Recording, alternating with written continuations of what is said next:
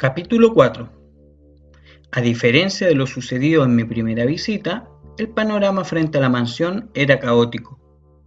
Los camiones de televisión y los reporteros parecían haberse multiplicado y formaban un compacto enjambre delante de la entrada principal, donde un iracundo grupo de policías procuraba poner orden con escaso éxito.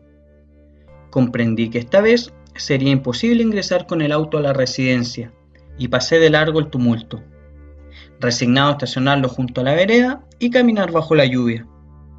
Pero en la cuadra no había ningún sitio disponible y tuve que alejarme hasta la esquina. La calle transversal, por suerte, estaba casi desierta. Giré y elegí un lugar cerca de un pequeño portón disimulado por las ramas de una enredadera. No tardé en reconocerlo. Era la entrada de servicio que Taviani había usado para escabullirse de la casa después de la fiesta. Cuando estaba a punto de apagar el motor comenzó a abrirse y un BMW plateado asomó su trompa. Apenas tuvo espacio suficiente para atravesarlo, aceleró y se marchó a gran velocidad. No alcancé a distinguir los rasgos de la persona que lo conducía, pero no hizo falta. Era una mujer con lentes ahumados que cubría su cabeza con un pañuelo violeta. Y yo sabía de quién era ese pañuelo. Inés lo había llevado anudado al cuello en nuestro único encuentro. Puse primera y sin vacilar partí tras ella. Había llegado hasta allí para hablar con la misteriosa hija del empresario y ahora que la había hallado no estaba dispuesto a desperdiciar la oportunidad. Sin embargo, un inesperado acontecimiento cambiaría mis planes. A poco de ingresar a la avenida del Libertador, el BMW se detuvo en un supermercado. Entusiasmado, creí interpretar en ello una señal de la providencia que me ofrecía la ocasión perfecta para abordarla. Pero, o había interpretado mal la señal, o la providencia estaba ocupada en otros menesteres porque, antes de que consiguiera aproximarme, Inés descendió de su auto, retiró una bolsa plástica de su interior y se zambulló rápidamente en un taxi. Era obvio que deseaba pasar desapercibida. Ni sus propios guardaespaldas la acompañaban. Intrigado, decidí seguirla. Tenía buenas razones para sospechar que el secreto destino de su viaje sería muy revelador. Luego de varias vueltas, nuestro recorrido terminó frente a una vetusta vivienda en el más apartado rincón de Núñez. Apenas pude ocultarme detrás de un camión abandonado. Observé que Inés bajaba del taxi, con la bolsa plástica en su mano, y entraba en la casa cuya pared ostentaba un lustroso letrero de mármol negro. Pese a la distancia, logré descifrar un par de palabras. Era un instituto geriátrico, y eso, por cierto, me desconcertó. Si se trataba de una mera visita social, ¿por qué tomarse el trabajo de encubrirla?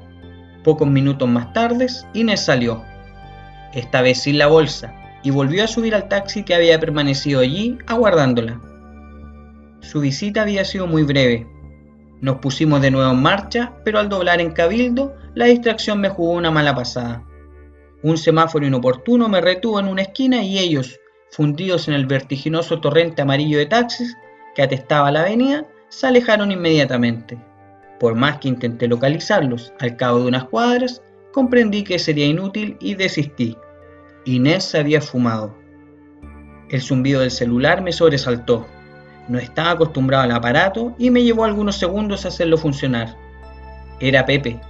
«Oye Nico, ¿eres tú?», dijo. Sabía que lo incomodaba hablar por teléfono, así que procuré simplificarle la tarea. «Sí, te escucho. ¿Averiguaste algo?». Pero no dio resultado. Él tenía sus propios tiempos y necesitaba cumplir con el ritual completo de una conversación.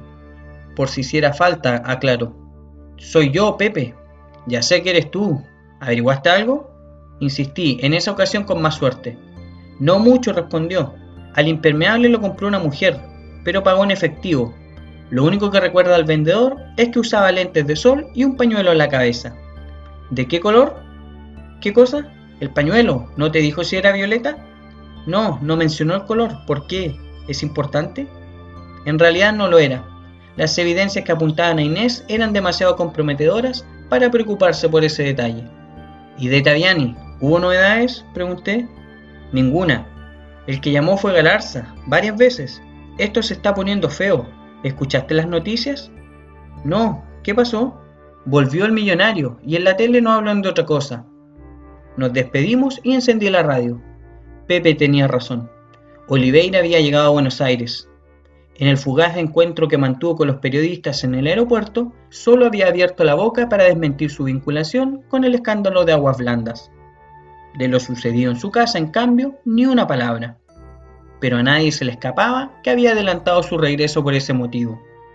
La policía, como si no existieran otros delitos en el país, había lanzado una verdadera cacería humana para atrapar a Taviani. El panorama pintaba mal.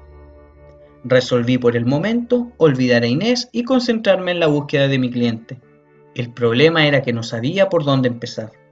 Necesitaba pensar. Me pregunté qué haría yo en su lugar, acorralado entre la policía por un lado y dos rufianes empecinados en liquidarme por el otro. No eran perspectivas alentadoras, y si bien mi situación era distinta de la suya, con solo imaginarlo me sentía agobiado. En principio, yo tenía una familia a la que recurrir, y él, de acuerdo con lo manifestado por Pilar, estaba solo, aunque tal vez eso no fuera del todo cierto. De repente salí de mi sopor y recordé que ella había dicho algo más. Cuando mirábamos la foto, había comentado que el orfanato había sido su único hogar, y un hogar de cuya existencia nadie estaba enterado. Me entusiasmé, podría ser un excelente escondite. Ahora sí estaba pensando. Me detuve y saqué la foto del bolsillo con la esperanza de encontrar un dato preciso que me permitiese localizarlo. En el reverso, un sello borroneado por el tiempo decía: Orfanato Arcangeli, B.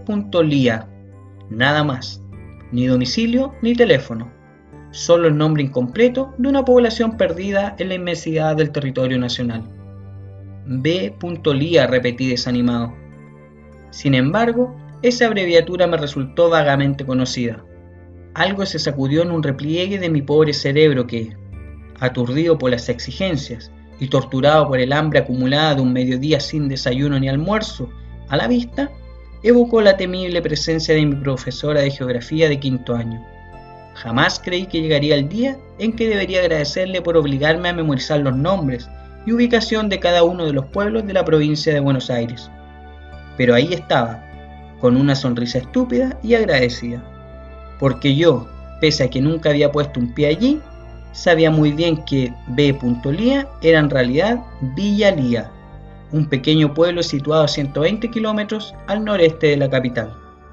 Me puse en marcha, todavía era temprano, con suerte el viaje me llevaría poco más de una hora. Villa Lía era, en efecto, un pueblo pequeño. Supuse que no sería difícil dar con el orfanato y que bastaría con preguntar por él al primer vecino que cruzara, pero no fue así. Había caído en el inoportuno horario de la siesta. Sus calles estaban vacías y los comercios alrededor de la plaza cerrados. La única excepción era una pequeña tienda que tenía sus puertas entreabiertas. Estacioné frente a ella y entré. El local estaba casi a oscuras y la luz gris de la tarde, que atravesaba la ventana con escasa convicción, no lograba disipar la penumbra húmeda y fría que flotaba en el ambiente. A medida que mis ojos se adaptaban, pude distinguir un mostrador y tras él una cortina que amortiguaba apenas el sonido de un televisor encendido. Esperé un rato en silencio, pero nadie apareció. Recién después de golpear un par de veces las palmas de mis manos, la cortina se agitó y una niña asomó su cabeza. ¿Sí?, preguntó. Había cierta impaciencia en su voz, así que fui directamente al grano. Discúlpame la molestia, estoy buscando el orfanato. ¿Podrías decirme dónde queda? ¿El qué?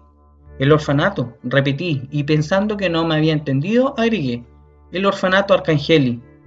Pero la niña había entendido y me observaba extrañada, como si no tuviese idea de lo que estaba hablando. De pronto temí que hubiese cometido una terrible equivocación al interpretar el sello de la fotografía y que hubiese hecho ese viaje en vano. Acá no hay ningún orfanato, dijo, confirmando mis peores sospechas. ¿Estás segura?, insistí, pero no alcanzó a contestar. Alguien a mis espaldas se le adelantó. Los jóvenes no tienen memoria. Sorprendido giré y descubrí a una anciana sentada en una mecedora. Había estado allí todo el tiempo, semioculta en las sombras, escuchando nuestra conversación. Anda, anda, yo lo atiendo, continuó. Esta vez hacia la niña, que no se hizo rogar y regresó feliz a su televisor, detrás de la cortina. Entonces, ¿es aquí, en Villa Lía? Le pregunté. La señora me sonrió afirmativamente. Aliviado, yo también le sonreí. ¿Y podría indicarme cómo llegar? Pero mi optimismo estaba condenado a sufrir un nuevo desengaño. Sí, respondió, aunque no vas a encontrar nada allí. Al orfanato lo cerraron hace muchos años. La anciana era muy agradable, y de no haber tenido otras urgencias, me hubiese encantado pasar la tarde charlando con ella. Pero también era muy sagaz. Después de distraerme, hablando durante varios minutos de los viejos tiempos, de repente dijo: «Tú estás aquí por el futbolista, ¿no?» «Sí», admití, totalmente desprevenido. «¿Lo conoce?»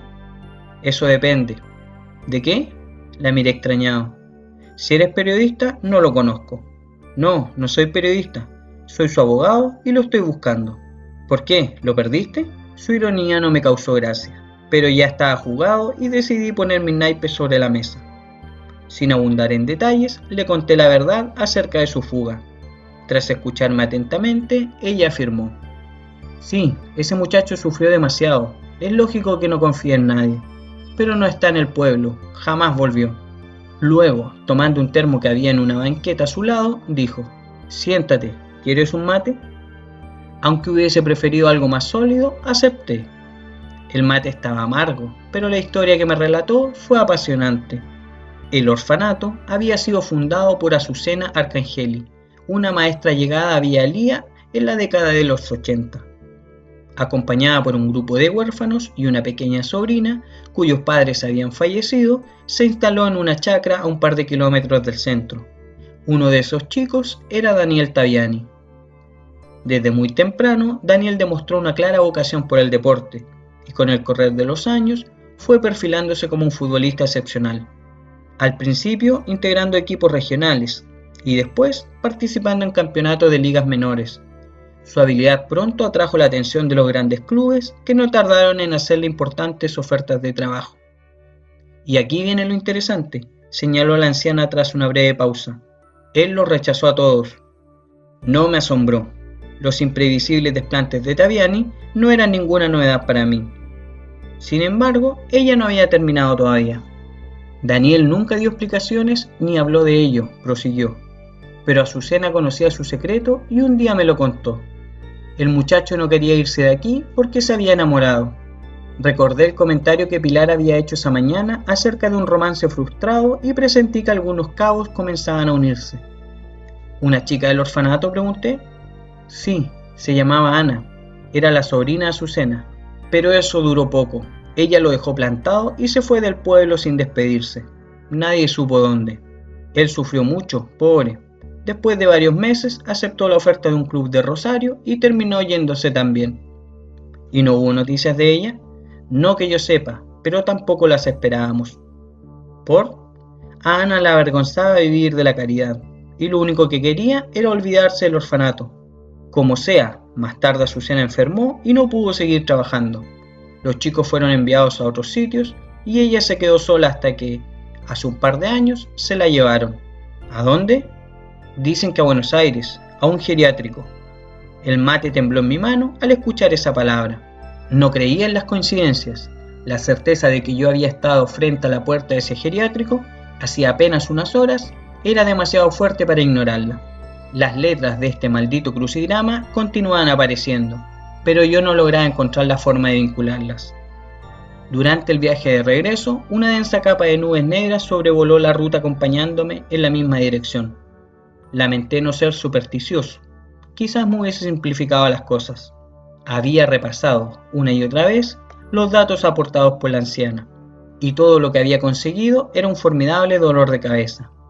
El noviazgo secreto de Taviani, la desconocida sombra de Ana y el inexplicable papel de Inés en este entuerto me devanaban los sesos. Necesitaba ordenar mis ideas, pero más que eso, necesitaba comer. El hambre no había dejado de martirizarme en ningún momento, y las seductoras luces de una estación de servicio, con su correspondiente cafetería en el centro, resplandecían en la autopista justo delante de mis narices. Sin dudarlo, tomé el desvío y me detuve junto a su puerta. Mi estómago se estremeció de placer. Tras el vidrio, una lámina ilustrada con un maravilloso plato de salchichas, papas y huevos fritos me daba la bienvenida. En el instante en que me aprontaba a bajar del auto, sonó el teléfono.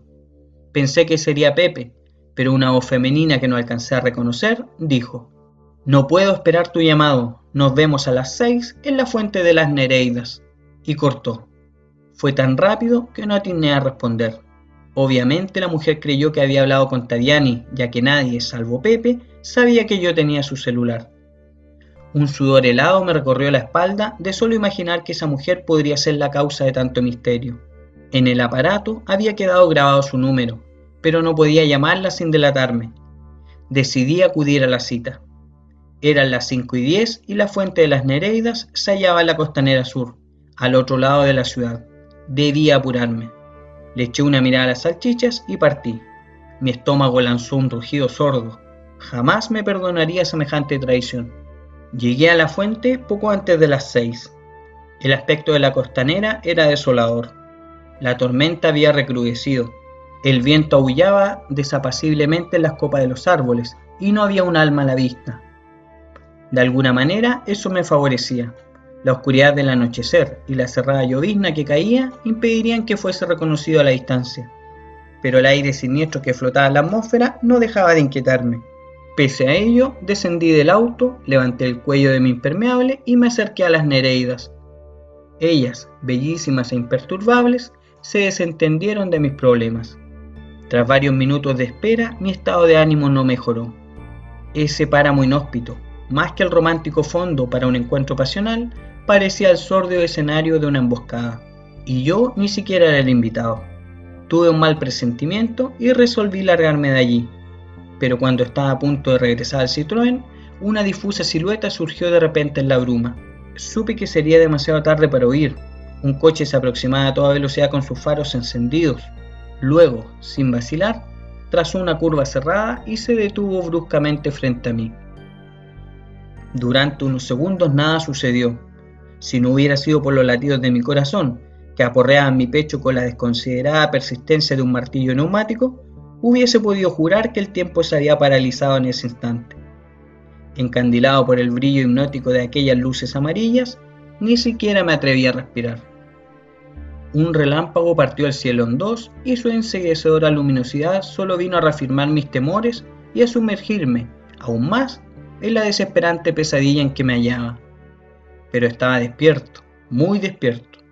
A menos de 1 metro de mi indefensa humanidad distinguí, con absoluta claridad, la trompa amenazante de ese auto. Pertenecía, ya lo habrán adivinado, al implacable Ford azul con vidrios polarizados. El tiro me había salido por la culata. En mi afán por desenmascarar a los autores de la intriga contra Taviani, acababa de caer en la mismísima trampa fatal que había procurado evitarle.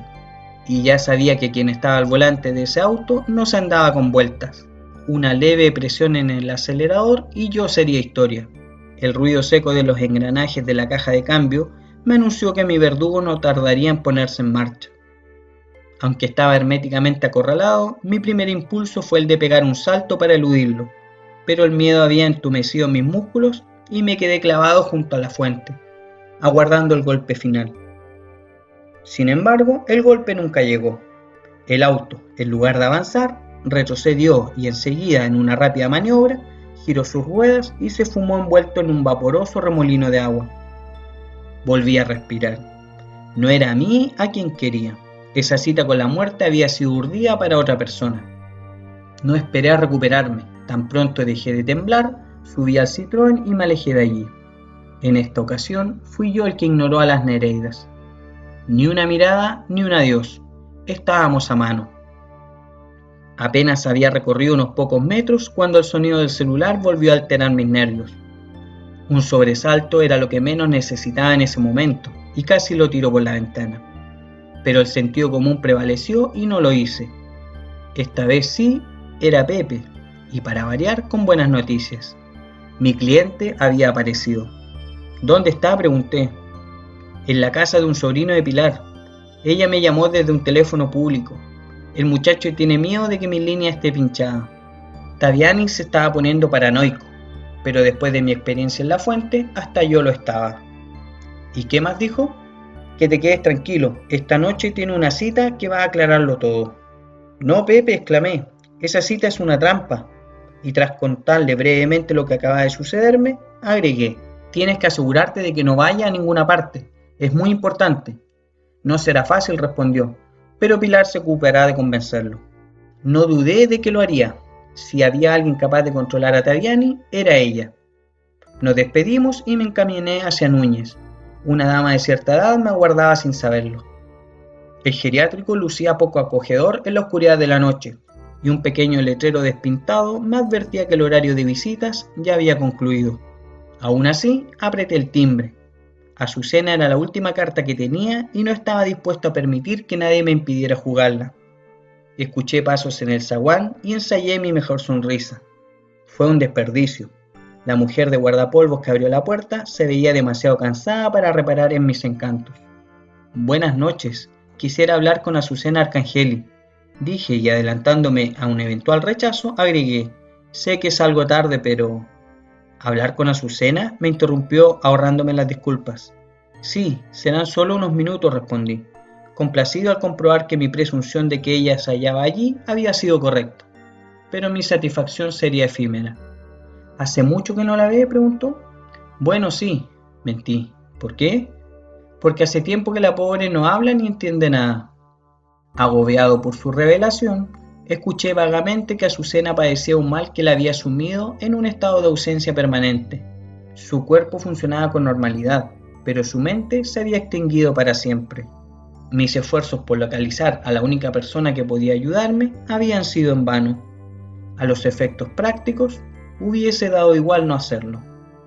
La decepción que sentí debió de haberse notado en mi rostro, porque la mujer, a modo de consuelo, sugirió: si quiere, puede verla.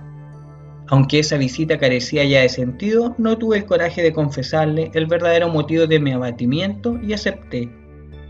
La seguí por un corredor en penumbras hasta que llegamos a una pequeña habitación.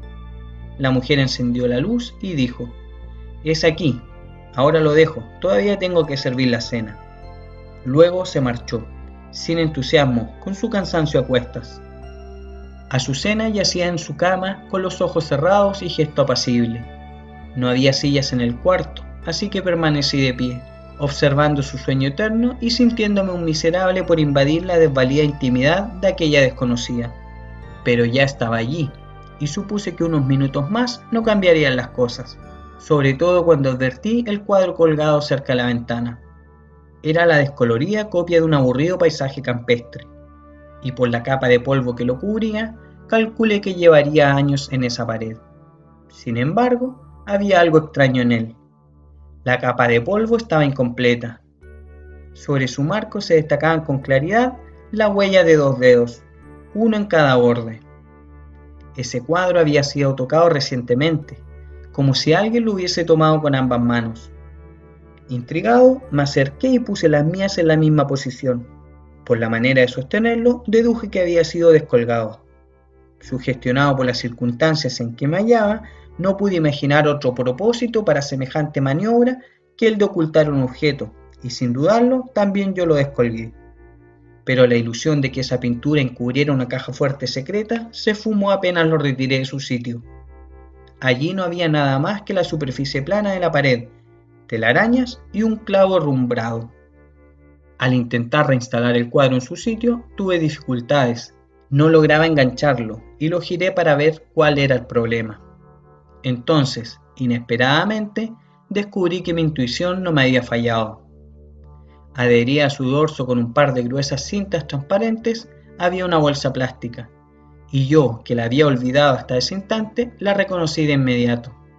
Era la bolsa que, unas horas antes, Inés había traído con ella al geriátrico. La arranqué de un tirón y al abrirla me quedé sin aliento. En su interior, sin ningún otro envoltorio, estaba la codiciada carpeta roja que el misterioso encapuchado celeste había robado del escritorio de Oliveira. Pero mi estupor fue aún mucho mayor cuando examiné su contenido. No solo estaba el contrato de Taviani, sino que, además, había un segundo documento del que nadie había hablado. Y de repente todo se aclaró como en un acto de magia. Ese papel era, precisamente, la verdadera clave de la historia. Al leerlo, las piezas de este enigma se reacomodaron en mi cerebro y comprendí que había estado protagonizando la comedia equivocada. Los actores y el escenario eran los mismos, pero los roles y el argumento de la obra eran distintos, muy distintos. La prueba definitiva fue la foto del orfanato. Había algo en ella que hasta ese momento no había sabido descifrar, y sospeché que ahora, al fin, lo haría. La saqué del bolsillo y mi sospecha se confirmó. El caso estaba resuelto. Volví a colgar el cuadro y me guardé la carpeta bajo el impermeable. Antes de partir, le di una última mirada a Azucena. Aunque no podría asegurarlo, me pareció que sonreía.